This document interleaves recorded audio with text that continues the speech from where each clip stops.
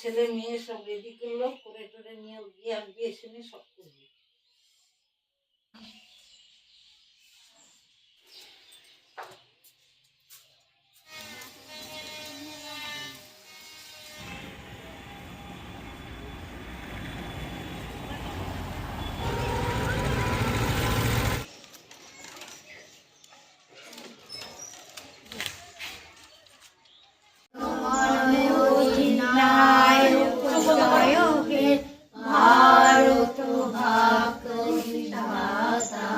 বেতনটা আমরা অক্টোবর মাসেই লাস্ট পেয়েছিলাম, তারপর থেকে আর পাইনি।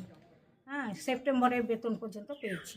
হঠাৎ বেতনটা বন্ধ হওয়ার কারণ, আমরা যেমন কলকাতায় এর আগে গত মাসে একটা ছিল আমাদের জমায়ে, ওইখানে শুনলাম যে কিছু কিছু পৌরসভায় রিসিভ ফর্ম জমা দেয়নি, যার জন্য বেতনটা আটকায় আছে।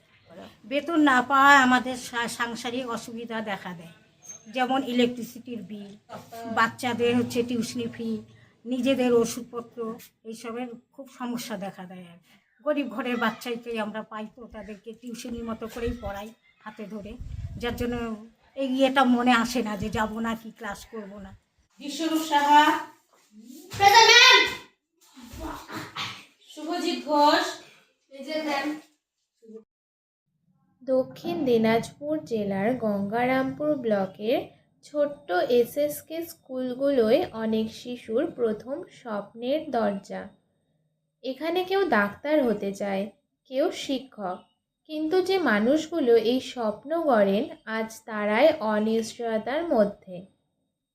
এই স্কুলের দিদিমণিরা গত প্রায় 4 থেকে 5 মাস ধরে কোনো বেতন পাননি, তবু প্রতিদিন ঠিক সময় স্কুলে আসেন, শিশুদের পড়ান, খাতা দেখেন, স্বপ্ন দেখাতে ভোলেন না। প্রশাসনিক জটিলতা, চলমান আইনি প্রক্রিয়া, এই শব্দগুলোর ভার গিয়ে পড়েছে তাদের সংসারের ওপর। আমাদের স্কুলে ইলেকট্রিসিটি নেই, আমাদের টয়লেট নেই, বাচ্চাদের পোশাক নেই, ব্যাগ যেরকম প্রাইমারি স্কুলগুলোতে সব কিছু দেয়, সেগুলো পাওয়ার জন্য আমাদের আবেদন আছে ডিএমের কাছে। শহরের এক প্রাথমিক বিদ্যালয়ে থাকতাম, প্রতি মাসে আমরা বেতনটা ঠিক মতো পেতাম। আমাদের দাবি এটাই যে আমরা যে পরিশ্রম করি বাচ্চাদের পেছনে, তারপরে আমরা যে বেতনটুকু পাই সেটা যেন আমরা ঠিক মতো পাই প্রতি মাসে। আমি যদি ক্ষমতায় থাকতাম তাহলে এইসব অসুবিধাগুলো পূরণ করার চেষ্টা করতাম।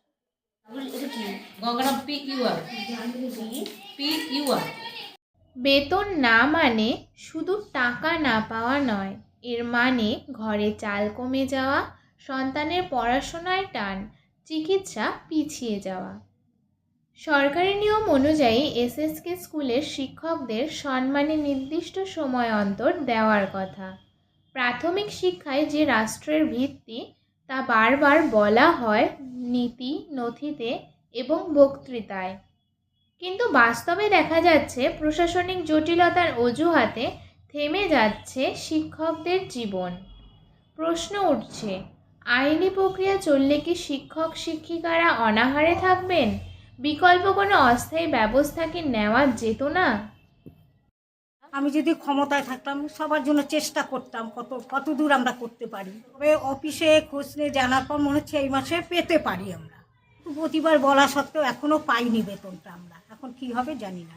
এখন আমাদের দাবি যে আমাদের বেতন বৃদ্ধিটা একটু হোক, তারপরে পেনশন ফ্রিটা যদি পাই তাহলে খুবই উপকার হয় সংসারে। আর এই যে বাচ্চাদের পোশাক, খাতাপত্র এইসব যদি দেয় তাহলে আমরা খুব এখানে দাম দিয়ে দিচ্ছে।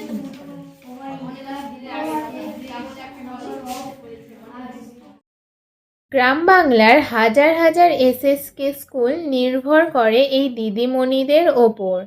এই স্কুলগুলি বহু প্রথম প্রজন্মের শিক্ষার্থীকে শিক্ষার আলোয় নিয়ে আসে।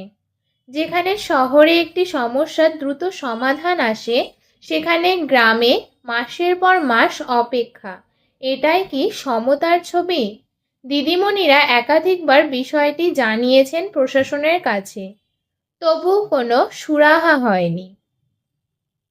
যারা জাতির ভবিষ্যৎ গড়েন, তাদের ভবিষ্যৎ কি এমনই অনিশ্চিত থাকবে? একটি স্কুল, কয়েকজন দিদিমণি, কিন্তু প্রশ্নটা গোটা ব্যবস্থার। 5-6 মাস ধরে আমার বেতন হচ্ছে না, তাহলে আমরা কি করে চলবো? ধার ছাড়া আমাদের উপায় আছে? ধার আমাদের করতেই হবে। হ্যাঁ, আমাদের ওখানে লিখিতভাবে সব জানানো হয়েছে অফিসে, তোর কোনো খোঁজ খবরই নাই। হ্যাঁ, আমরা ধার করি তো, ধার করে নিয়ে মানে ডাক্তার তো দেখাইতেই হবে, ওটা তো আর রেখে দেওয়া যাবে না। কেন আমাদের বেতনটা হবে না? আমরা পরিশ্রম করে তো পয়সাটা নিচ্ছি না। আমরা এখন তো তাই চাচ্ছি যে আমাদের বকেয়া যতটা বেতন, এটার জন্য আমরা সম্পূর্ণ একসাথে পাই।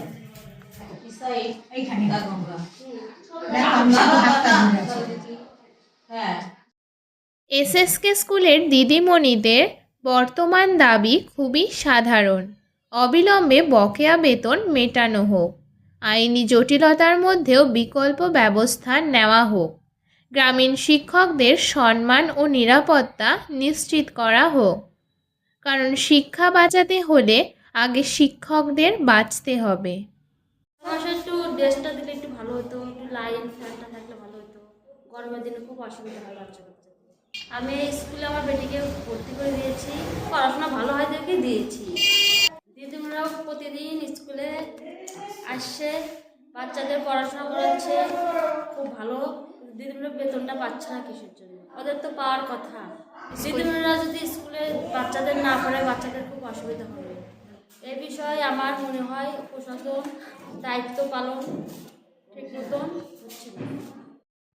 এই সমস্যার বিষয়ে কথা বলতে আমি এসএসকে স্কুলের একাডেমিক সুপারভাইজারের কাছে গিয়ে পৌঁছই এবং তিনি আমাকে জানান, সেপ্টেম্বর মাস 2025 এরপর থেকে আর এসএসকের যে গঙ্গারামপুর পৌর এলাকায় 18টা সেন্টার আছে, 18টা সেন্টারের 28 জন সহায়িকার কোনো বেতন এখনো, তার কারণ আর্থিক কোনো নিশ্চয়ই সমস্যা আছে।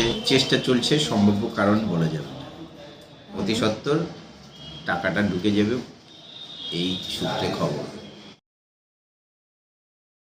তাহলে কি এইভাবেই অনিশ্চয়তার সঙ্গে দিন কাটবে গঙ্গারামপুর ব্লকের এসএসকে দিদিমণিদের জীবন, নাকি এবার সত্যিই পরিবর্তন আসবে? মহিলা বলেই কি এইভাবে অবহেলিত হচ্ছেন তারা?